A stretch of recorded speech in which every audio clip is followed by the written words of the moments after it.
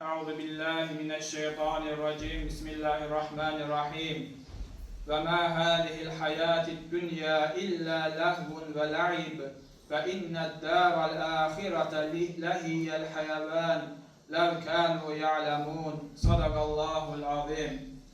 Möhtərəm Müslümanlar, Allah-u Azimüşşan oxumuş olduğum Ankebut suresinin 64. ayet-i kerimesinde belə buyurmaqdadır. Bu dünya hayatı yalnız bir eğlence ve oyundan ibarətdir. Ahiret yurdu ise əsl hayatın özüdür. Kaş ki bunu biləydiler. Bu ayet-i kerime dünya hayatının değersiz olduğunu değil, onun keçici ve imtihan yeri olduğunu bize hatırlatmaktadır. İnsan necə ki oyuna başı qarışıb, vaxtın necə keçdiyini hiss etmirsə, dünya da insanı özünə bağlayarak onu əsl məqsəddən, əsl qayədən uzaqlaşdırmaqdadır. Allah-u Teala da bu ayet-i kerime ile bizlere haber verir ki, həqiqi həyat bu kısa dünya değil, sonsuz olan ahiret hayatıdır. Değerli Müslümanlar, insan bu dünyada evler tikir, mallar toplayır, vəzifələr kazanır, şöhrət əldə edir. Lakin bir gün ölüm geldikdə bütün bunlar arkada kalır, ahirete ise yalnız insanla beraber iman, salih əməl ve Allah'ın rızası gedir. Değerli Müslümanlar, sen öldüğünde kazanmak için necə əziyyətlər çəkdiyin villaların, avtomobillerin, bağın, bağçan, evlerin, geyindiğin paltarlar senden haberi olmaz. Sen öldün diye onlar senin ölümüne kədərlənməz. Benim için ne kadar zəhmət çəkdi demezler. Hatta eşyayı bir kenara bırak, insanın sevdiği ailesi, yakınları, dostları bile bir yerden sonra geri dönerek hayatlarını yaşamağa ve seni unutmağa başlayırlar. Hazreti Peygamber aleyhissalatü vesselam bu hadiseyi bu hadis-i şerifle bizlere açıklamaktadır. Deyir ki insan öldüğü zaman üç şey onu müşayyet eder. Yani onu arkasıyla gider, onu takip eder. Bunlardan birincisi mal dövləti, ikincisi ailesi, üçüncüsü ise salih əməlləridir. İnsan qəbrə girdiği zaman, üzeri torpaqla bağlandığı zaman mal dövləti ve ailesi geride kalır. İnsanla mezara giren, Allah'la baş başa kaldığı zaman insanın yolunu aydınlatan, insana yardımcı olan, insanın bu dünyada etmiş olduğu güzel, salih işler, işlemiş olduğu güzel əməllərdir. Değerli Müslümanlar, tabii ki de İslam tamamen dünyadan el etek çekmeyi bizden istemiyor.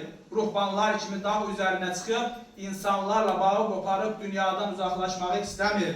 İnsan elbette ki halal ruzi kazanacaktır, ailesine bakacaktır ve cemiyete de faydalı olacaktır. Ancak dünyanın məqsəd değil, vasitə olduğunu da unutmayacaktır. Çünkü bu dünya ve bu dünyanın nimetleri Allah'ın rızasını kazanmağa ve ahirette ebedi xoşbəxtliyə çatmaq üçün birer körpüdür, birer vasitədir.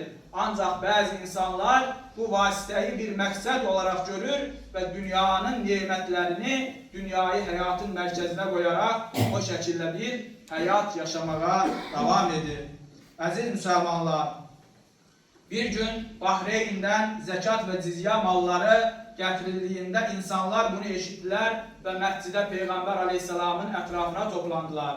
Allah Resulü Aleyhisselatü Vesselam onların bu halini gördüğünde belə dedi: Allah'a and olsun ki ben sizin için yoksulluktan korkmuram. Ben sizden evvelkilerin karşısına sərildiği kimi dünyanın sizin de karşınıza səriləcəyindən narahat değilim.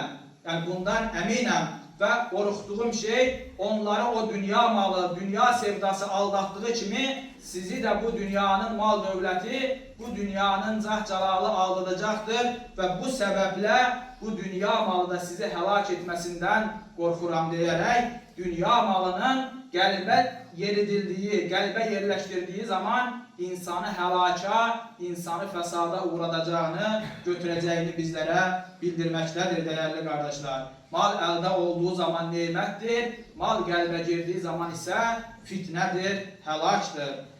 Aziz kardeşler, Hazreti İsa Aleyhisselam'a ait edilen güzel ve hikmetli bir söz vardır.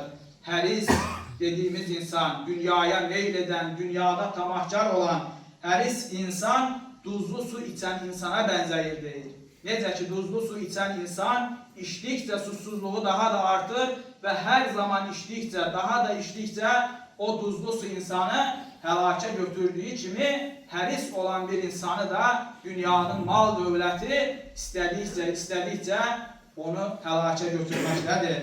Bugün dünyanın bir tərəfində bir tikə çörək tapa bilməyən insanlar ilə həddindən artıq yığaraq israf eden insanlar yaşamaktadır. Bu dünya bir tərəfdə bir tikə çörək tapmayanların, bir tərəfdə də gözü doymayanların dünyası halına gelmiştir değerli kardeşler. Məşhur Ərəb şairi və mütəfəkkiri Əbul-Əla Əl-Məari gözəl bir ifadə işlədir. Ağıllı insan sonu yoxluq olan varlıklara aldanmaz buyurmaqdadır. Ağıllı insan bir gün yox olacaq, ortadan çıxacaq bir şey üçün onun gözəlliyinə, onun cazibəsinə aldanmaz buyurmaqdadır. Bu səbəblə hər birimiz düşünməkdəyik. İnsan nəyə talipdir bu dünyada? İnsan nəyi istəməkdədir? Əgər keçici olanları, keçici nemətləri istəyirsə, əldə edəcəyimiz mal, dövlət, şan, şöhrət, vəzifə də keçicidir və bir gün əlimizdən itib gedəcəkdir. Amma baki olan, əbədi olan Allah'a və onun rızasına talib isə, o zaman Allah-u Teala bu dünyada da, ahirette de bizlere güzel kapılar açacak, güzel nimetler bəxş edəcəkdir. İbrahim Aleyhisselam'ın bu qissəsi, bu sözləri bizə çox önemli mesajlar verməkdədir. Bilirsiniz, İbrahim Aleyhisselam önce ulduzlara, sonra aya, sonra güneşe bakır ve bunlar benim Rabbimdir deyir. Bir gün onlar ortadan yoxa çıxdığı zaman da Ənə lə uhibbul əfilin, mən batanları, yoxa çıxanları sevmirəm deyərək həqiqi istəyin, həqiqi məqsədin batmayan, əbədi olan Allah və onun rızası olduğunu bizlərə bildirməkdədir. Ələ innə əhsənəl kələm və əblə